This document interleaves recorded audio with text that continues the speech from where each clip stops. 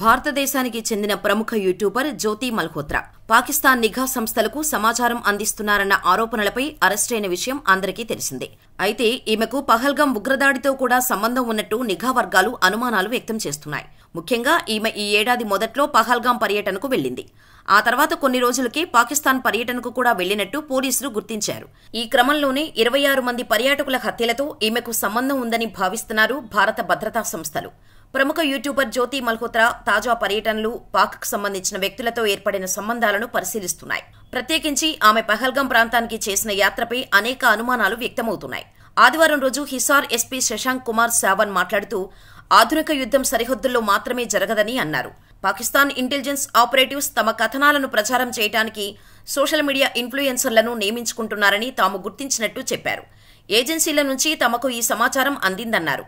ముఖ్యంగా యూట్యూబర్ జ్యోతి మల్హోత్రా గురించి మాట్లాడుతూ ఆమెకు పాకిస్తాన్ ఇంటెలిజెన్స్ ఆపరేటివ్స్ ఒక ఆస్తిగా భావిస్తున్నారని చెప్పారు. చాలా కాలంగా ఆమె వారితో సంప్రదింపులు జరుపుతోందని గుర్తించినట్టు వివరించారు. అంతేకాకుండా ఆమె తరచుగా పాకిస్తాన్కు వెళ్లేదని, ఆమె ఇటీవలే చైనాను కూడా సందర్శించిందని అన్నారు. అలాగే 2025 జనవరి నెలలో జ్యోతి మల్హోత్రా జమ్మూ కశ్మీర్లోని పహల్గాంకు పర్యటన నిమిత్తం వెళ్లారని, పహల్గాం దాడికి ముందు కూడా ఆమె పాకిస్తాన్ను సందర్శించిందని వివరించారు. అయితే ఈ 2 పర్యటనలకు పహల్గాం ఉగ్రదాడికి సంబంధం ఏమైనా ఉందని తాము భావిస్తున్నట్టు చెప్పారు.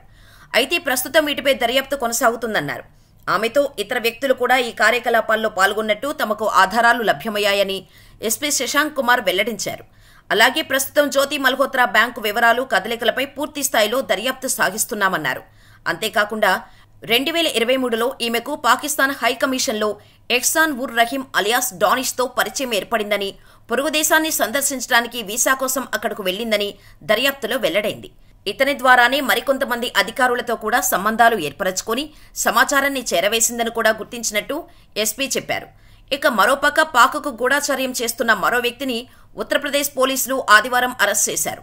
రాంపూర్కు చెందిన వ్యాపారి షహజాద్ పాకిస్తాన్ కోసం గూఢచర్యం చేస్తున్నట్టు ఆరోపించారు. నిందితుడు పాకిస్తాన్ గూఢచారి సంస్థ ఇంటర్ సర్వీసెస్ ఇంటెలిజెన్స్ కోసం పనిచేస్తున్నట్టు యూపీ స్పెషల్ టాస్క్ ఫోర్స్ పోలీసులు తెలిపారు. సరిహద్దుల్లో స్మగ్లింగ్లో కూడా పాల్గొన్నట్టు ఆధారాలు దొరకడంతో మురాదాబాద్లో అరెస్ట్ చేసినట్టు వెల్లడించారు. షహజాద్ జాతీయ భద్రతకు సంబంధించిన సున్నితమైన సమాచారాన్ని ఐఎస్ఐకు చేరవేస్తున్నట్టు ఎస్టీఎఫ్ ప్రకటనలో పేర్కొంది. జమ్మూ కశ్మీర్లోని పహల్గాం ఉగ్రదాడిపై దర్యాప్తులో అనేక సంచలన విషయాలు వెలుగులోకి వస్తున్నాయి. ఈ దాడికి ముందు పాక్కు గూఢచారులుగా వ్యవహరించి సున్నితమైన సమాచారం చేరవేసినట్టు గుర్తించారు. కశ్మీర్లో ఉగ్రవాదులకు పలువురు సహకరించినట్టు ఎన్ఐఏ దర్యాప్తులో తేలింది. అధికారులు వెల్లడించిన వివరాల ప్రకారం అతను గత కొన్ని సంవత్సరాలుగా నిందితుడు అనేకసార్లు పాకిస్తాన్ వెళ్లి కాస్మోటిక్స్, దుస్తులు, మసాలా పొడులు, ఇతర వస్తువులను అక్రమంగా దేశంలోకి దిగుమతి చేసుకున్నట్టు గుర్తించారు. ఈ అక్రమ వ్యాపారం ఐఎస్ఐ కోవర్ట్ ఆపరేషన్కు మార్గంగా పనిచేసింది. షహజాద్ పాక్లో ఐఎస్ఐ ఏజెంట్లకు డబ్బులు, భారత సిమ్ కార్డులు సమకూర్చినట్టు పోలీసులు వెల్లడించారు. అంతేకాదు రాంపూర్ జిల్లాతో పాటు ఉత్తరప్రదేశ్లోని ఇతర ప్రాంతాల నుంచి ఐఎస్ఐ కోసం పనిచేయడానికి వ్యక్తులను పాకిస్తాన్కు పంపించేవాడని తెలిపారు. వీరికి వీసాలను ఐఎస్ఐ ఏర్పాటు చేసిందని చెప్పారు. ట్రావెల్ విత్ జో అనే యూట్యూబ్ ఛానల్ నిర్వహించే జ్యోతి మల్హోత్రాకు ఢిల్లీలోని పాకిస్తాన్ హైకమిషన్ సిబ్బంది ఒకరికి సమాచారం అందిస్తున్నట్టు ఆరోపణలు ఉన్నాయి. మే 13న కేంద్ర ప్రభుత్వం ఆ పాకిస్తానీ అధికారిని దేశం నుంచి బహిష్కరించింది. గూఢచార్యం ఆరోపణలతో జ్యోతితో పాటు ఆమెకు సహకరించిన మరో 6గురిని పోలీసులు అరెస్ట్ చేశారు. కాగా ఉగ్రదాడికి ముందు ఆమె జమ్మూ కశ్మీర్లోని అనంతనాగ్ జిల్లా పహల్గాం బైసరన్ లోయకు వెళ్లినట్టు దర్యాప్తులో తేలింది. అక్కడ వీడియోలు తీసి యూట్యూబ్లో అప్లోడ్ చేసింది. అంతేకాదు దాడికి ముందు ఆమె పాకిస్తాన్లోనే ఉన్నట్టు పోలీసులు తెలిపారు.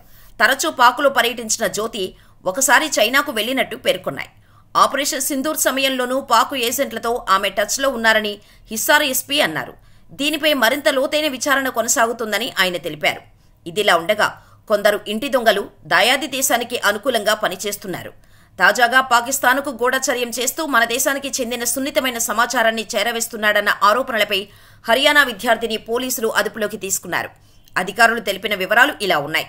దేవేంద్ర సింగ్ తిల్లాన్ అనే యువకుడు పటియాలోని కల్సా కాలేజీలో పొలిటికల్ సైన్స్ చదువుతున్నాడు. మే 12న తన ఫేస్బుక్ ఖాతాలో గన్, పిస్టోల్ చిత్రాలను పోస్ట్ చేశాడు. దీంతో పోలీసులు అతడిని అరెస్ట్ చేశారు. విచారణలో విస్తుపోయే వాస్తవాలు వెలుగులోకి వచ్చాయి.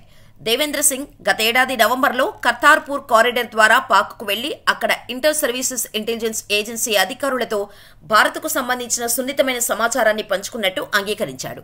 అందుకు పాక్ అధికారులు దేవేంద్ర సింగ్కు పెద్ద మొత్తంలో డబ్బు ముట్టజెప్పినట్టు వెల్లడించారు. పటియాలా మిలిటరీ కంటోన్మెంట్కు సంబంధించిన ఫోటోలను సైతం అతడు పాక్ అధికారులకు అందించినట్టు తెలిసింది. దేవేంద్ర సింగ్ ఫోన్ను స్వాధీనం చేసుకున్న పోలీసులు దాన్ని ఫోరెన్సిక్ దర్యాప్తునకు పంపించారు. డబ్బు లావాదేవీలకు సంబంధించిన సమాచారం సేకరిస్తున్నారు. ప్రస్తుతం దర్యాప్తు కొనసాగుతోంది అని తెలిపారు. ఆపరేషన్ సింధూర్ వేళ ఇలాంటి ఘటన వెలుగులోకి రావటం సంచలనంగా మారింది. ఇలాంటి ఇంటి దొంగలు ఇంకా ఎంతమంది ఉన్నారో అంటున్నారు జనాలు. మరి మీరేమంటారు?